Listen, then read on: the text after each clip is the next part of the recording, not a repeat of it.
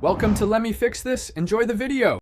In this video, I will explain how to set Celsius to Fahrenheit in an infrared thermometer. First, power on your device and let it initialize. Most thermometers have a dedicated power button, often found on the handle or front panel. Once it is on, ensure the screen displays a temperature reading, indicating it is ready for operation. This initial step prepares your device for unit conversion. Now let's access the unit settings. Typically, you will need to press and hold the mode or set button for about 2 to 3 seconds.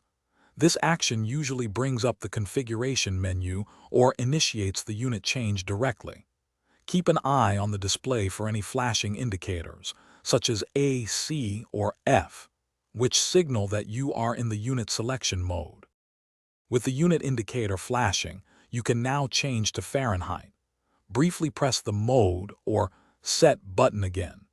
Each short press will cycle through the available temperature units, usually alternating between Celsius and Fahrenheit.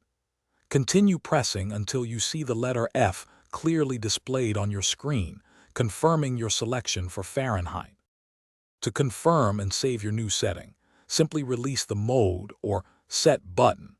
After a moment, the flashing F should become solid, indicating that Fahrenheit is now the active unit. You can then take a measurement to ensure the change was successful. For example, a human body temperature should read around 98.6 degrees Fahrenheit.